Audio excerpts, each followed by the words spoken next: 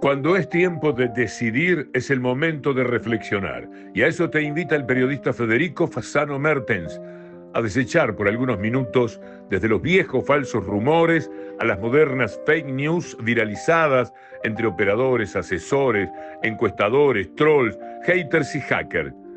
Porque cada elección se nos hace más difícil conocer la verdad y decidir nuestro voto. Por candidatos con ideas, programas, sensibilidad y capacidad de gestión y conducción.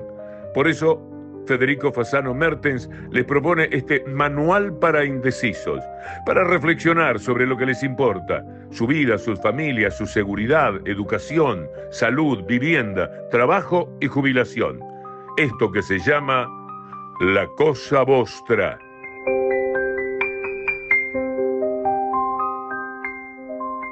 Bienvenidos a La Cosa Vostra, manual para indecisos. En esta tercera entrega vamos a comparar la última parte de la gestión social de ambos proyectos históricos, de ambos gobiernos.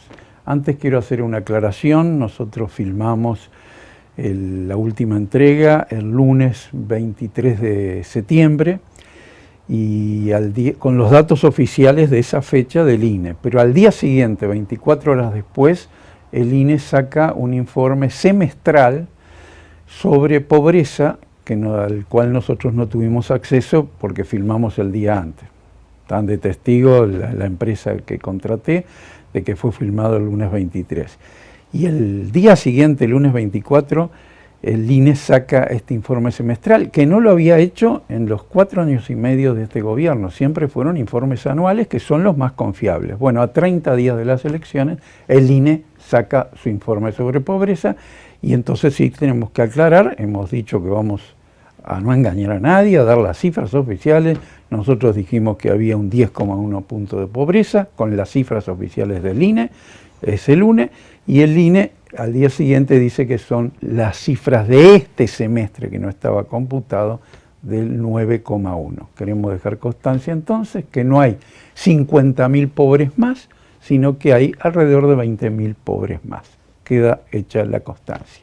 También ese informe, que insisto, nos llama la atención que a 30 días de las elecciones se saque un informe semestral cuando nunca se hizo, revela que si bien disminuyó unos 30.000 pobres menos con relación a los 50.000 que tienen en su haber, también aumentó la riqueza, la distribución de la riqueza en los sectores más altos. Un 5% se benefició con este nuevo ingreso de recursos. Pasemos ahora a la comparación de los dos gobiernos en materia de gestión social. Comencemos con el gasto público social. El gasto público social fue el pulmón del Frente Amplio. En los 15 años que tuvo, fue lo que le permitió financiar la reforma tributaria, que la CEPAL dijo que era la reforma tributaria de mayor equidad de América Latina. Le permitió financiar la reforma de la salud, que fue una revolución sanitaria en el país, donde de 750.000 usuarios que había pasaron a 2.530.000. Le permitió además triplicar las asignaciones familiares, aumentar un 350% los ingresos a los jubilados, 350% en valores constantes, no en valores corrientes, es decir, en valores reales. Le permitió aumentar un 1000% el salario mínimo. Es el salario mínimo más grande de América Latina en esos 15 años. ¿Y qué hizo este gobierno en estos 55 meses? Disminuir el gasto público social. Y lo disminuyó en educación, lo disminuyó en salud, lo disminuyó en varias cosas. Es decir, apostó a lo que nosotros venimos diciendo, que es crecimiento económico sin redistribución. Lo que recibió el Frente Amplio lo aumentó un 136%, cifras oficiales. Pasó a ser el gasto social público el 27,7% del Producto Bruto Interno, cifras nunca alcanzadas en este país en los últimos años. Incluso logró llegar a un aumento de 10 puntos del Gini, el impacto distributivo que tuvieron en esos 15 años, cuando todos los países de América Latina no aumentaban más de 4 puntos del Gini, salvo el kirchnerismo en sus primeros años, que sí superó los 4 puntos, pero Uruguay superó los 10 puntos del Gini, y eso hay que destacarlo. Los 5 meses de la coalición republicana, que el gasto público social se centró en la austeridad social, en la desigualdad de la distribución y en los recortes, hizo que disminuyera el gasto público social. Acá tenemos unos cuadros que podemos mostrar de cómo el gasto público social, acá es en el 2004, que lo recibe el Frente Amplio, y cómo asciende exponencialmente. Tengo hasta el 2018, pero me falta el 2019, pero siguió subiendo. Esto es realmente sorprendente, pero es necesario decirlo para comparar con el gasto público social actual. La educación, aquello que Giuseppe Mazzini, no sé si recuerdan, decían, es el pan del alma, la educación. Y que yo digo que es el pasaporte indispensable para poder circular en la sociedad. Sin la educación no podemos circular, no tenemos pasaporte vigente.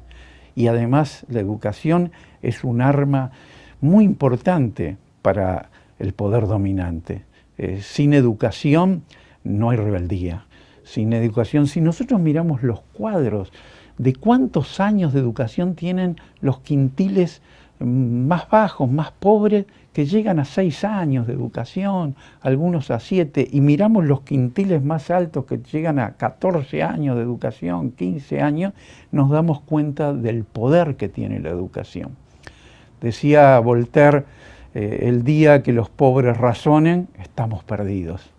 Bueno, no creo que lo haya dicho Voltaire esto, más bien lo debe haber dicho Luis XIV o Luis XV, pero es verdad eso, el día que los pobres razonen, se eduquen, tengan el mismo nivel que las clases dominantes, ese día sí va a cambiar la correlación de fuerza. Pero veamos los cuadros de educación. En el 2004, el 3,15 del PBI se le entrega al gobierno del Frente Amplio. Y en el 2019 el gobierno del Frente Amplio entrega un 5,18 al gobierno de la calle Pou. Es decir, aumentó el 65% el gasto público social en educación. Y los recortes que hicieron son enormes. En la UDELAR, por ejemplo, en la UDELAR recortaron 38 millones de dólares y en el resto del sistema educativo recortaron 140 millones de dólares. Esos son los datos que yo extraje oficiales. Pero en la rendición de cuentas del año pasado se confiesa que se bajaron 300 millones de dólares del circuito educativo. Un recorte brutal.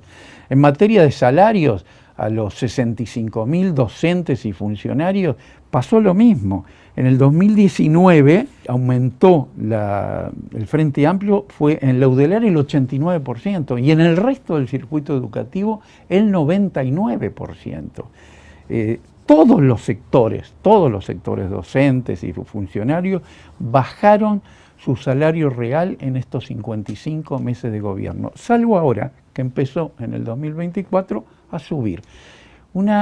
Este gobierno ha sido un excelente comunicador y un excelente táctico. Ha manipulado los tiempos de una forma excepcional.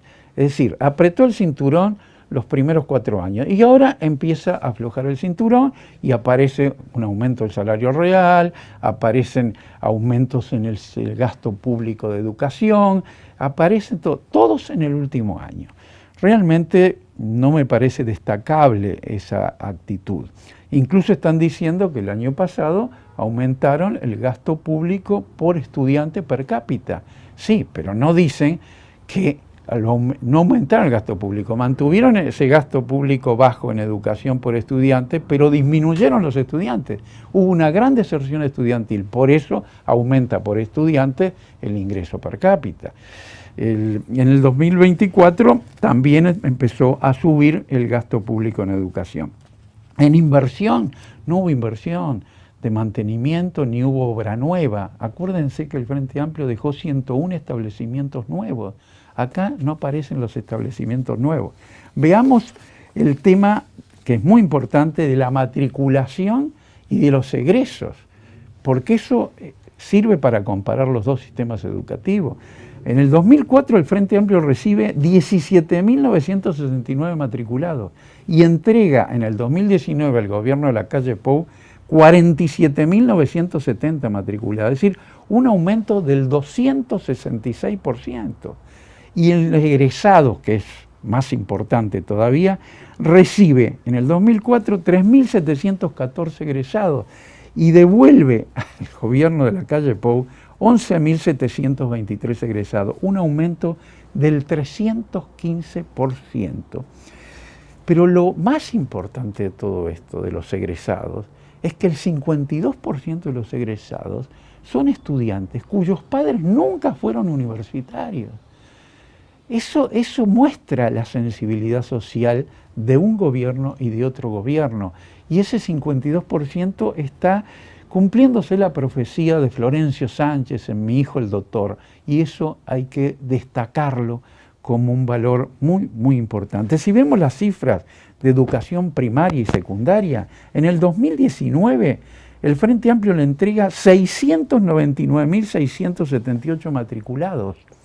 Y en el 2023, el año pasado, que son las cifras que tenemos, desciende a 676.999 matriculados, una disminución de 22.679, que se van del sistema educativo, Y si tomamos educación pública más educación privada, la disminución es mayor, alcanza los 27.000 salientes.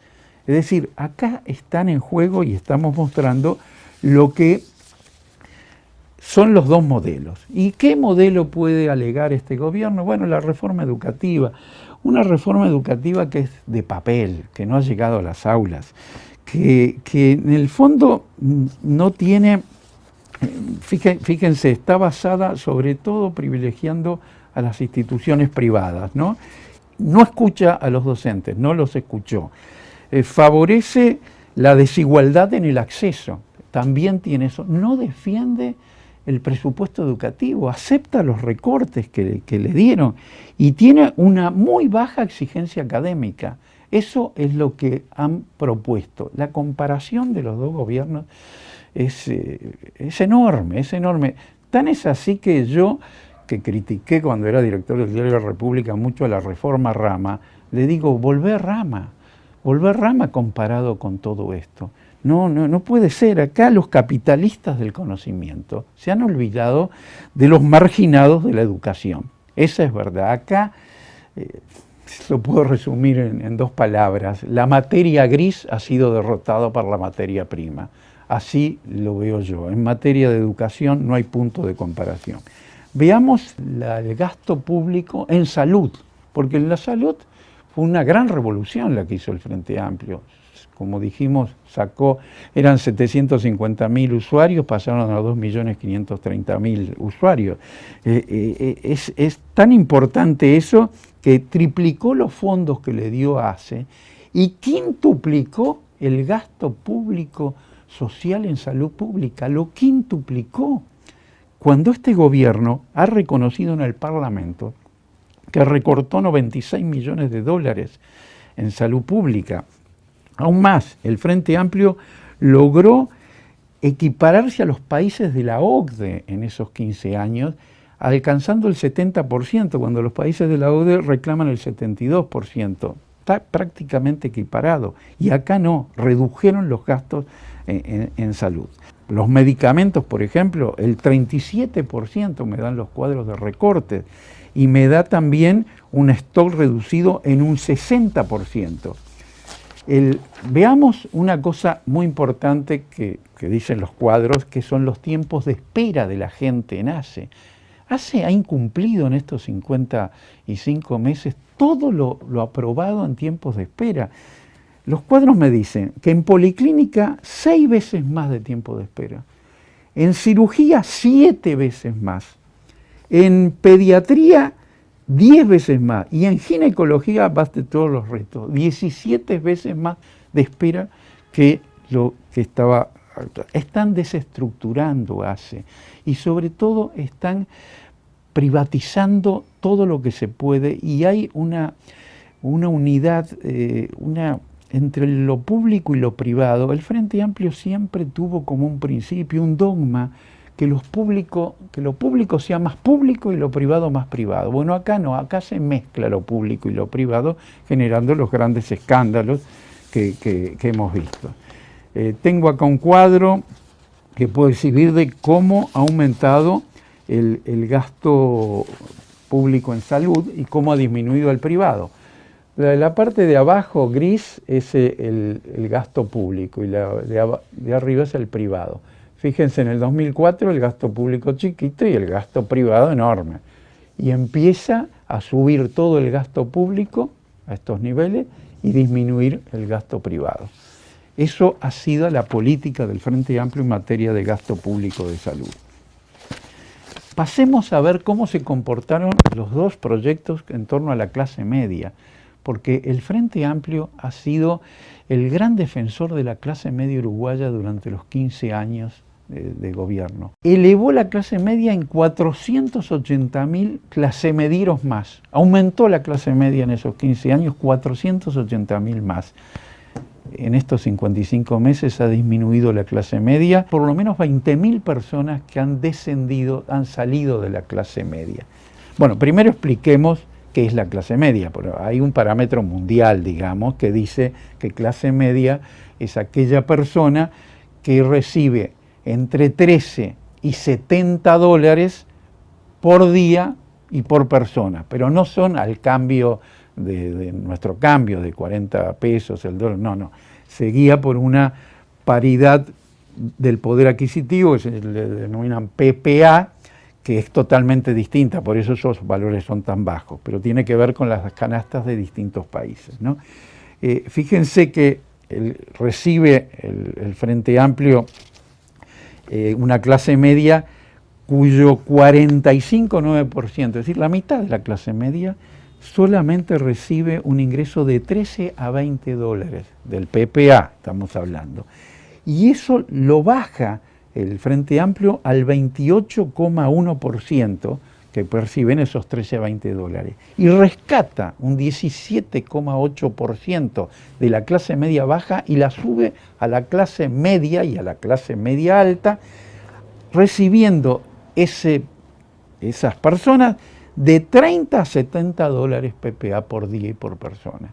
Es decir, tuvo una política favorable a las capas medias impresionante que, si la comparamos con estos 55 meses, donde el aumento de las tarifas públicas, la modificación de la carga impositiva mediante la manipulación del IRPF y sobre todo los recortes en el gasto público social, hacen que por lo menos haya 20.000 personas que estaban en la clase media y que han dejado de pertenecer a ella. Bueno, sobre cuadros, tengo en donde se ve muy bien la parte baja, es la clase baja, digamos, y la parte arriba es la clase media. Acá en el 2004, donde empieza el Frente Amplio, vemos cómo baja la clase baja y cómo la clase media aumenta a todos estos niveles, ¿no? Es enorme lo que ha sido eso. No tengo más cuadros para mostrar, pero sí me faltan temas para concluir el tema de la comparación de la gestión social.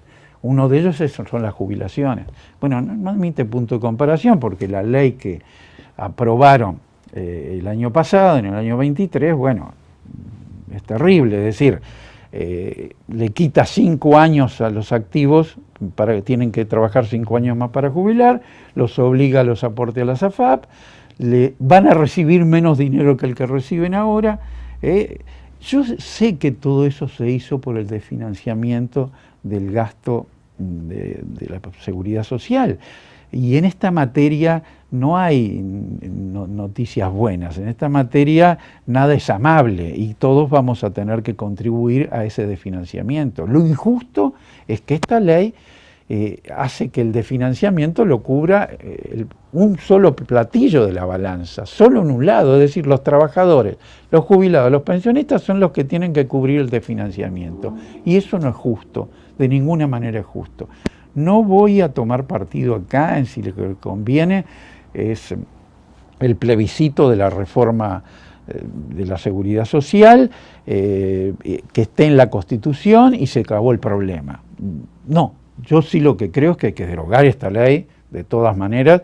Creo que si gana el Frente Amplio, lo primero que tiene que hacer es derogarla y convocar a un gran acuerdo nacional.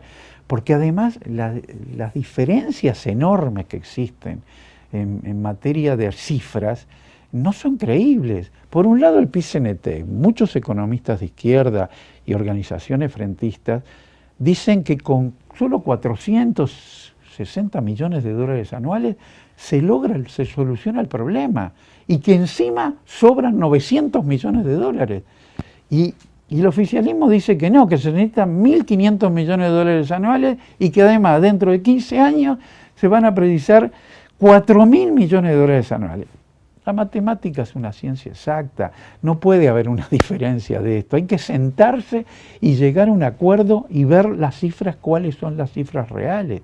Sobre todo teniendo en cuenta que las AFAP reciben 1.500 millones de dólares del Estado todos los años y que hoy acumulan 24.000 millones de dólares para los jubilados. Es decir, lo que me parece un desastre es la ley que se aprobó el año pasado y cómo carga todo el peso en los trabajadores. Hay una falta de sensibilidad. Digo, este gobierno se ha olvidado de que incluso hace millones de años los primates, nuestros antepasados, inocularon en los cerebros de los simios la preocupación del cuidado de los ancianos, de sus propios ancianos. Estos parecen querer volver a la época de los esquimales hace siglos, donde cuando se les caían los dientes porque los trabajaban con los dientes el cuero del cual vivían, bueno, los sacaban del iglú y iban a morir ahí en el frío, en los témpanos. Bueno, por favor, más sensibilidad social con los ancianos, más sensibilidad social con aquella gente que está por terminar su vida en esta tierra. El otro tema que quiero decir es que en estos 55 meses de gobierno se ha multiplicado el endeudamiento personal de la gente. El Banco Central acaba de emitir un informe diciendo que hay 1.900.000 deudores. Y sin contar eso, las cooperativas de crédito, sin contar las instituciones de crédito al consumo, sin contar el crédito negro, que todos sabemos que existe. Es decir, muchísimo más de la mitad de la población está endeudada. Y hay 630.000, según el Banco Central, 630.000 incobrables, irrecuperables, o por lo menos que lo fueron en algún momento y que después se pueden haber puesto al día. Digamos, esto es grave. Acá el Banco Central hizo una encuesta y le preguntó a los deudores por qué se endeudaron. El 38% de los deudores le dijeron porque no llegamos a fin de mes. Esas deudas es para poder comer, es para poder llegar a fin de mes. Y un 36% le dice al Banco Central, nosotros apenas llegamos a fin de mes. Es decir, hay una situación muy especial en materia de deuda que no podemos dejar de decirla, de señalarla y de explicarla. Hemos terminado en esta comparación de la gestión social de ambos gobiernos. Me he esforzado mucho por tratar de encontrar una luz entre tantas sombras de la gestión social del gobierno actual. No he podido encontrar ninguna. Quizás la pueda encontrar cuando comparemos en los próximos videos la gestión económica, pero en esta gestión social no la he podido encontrar.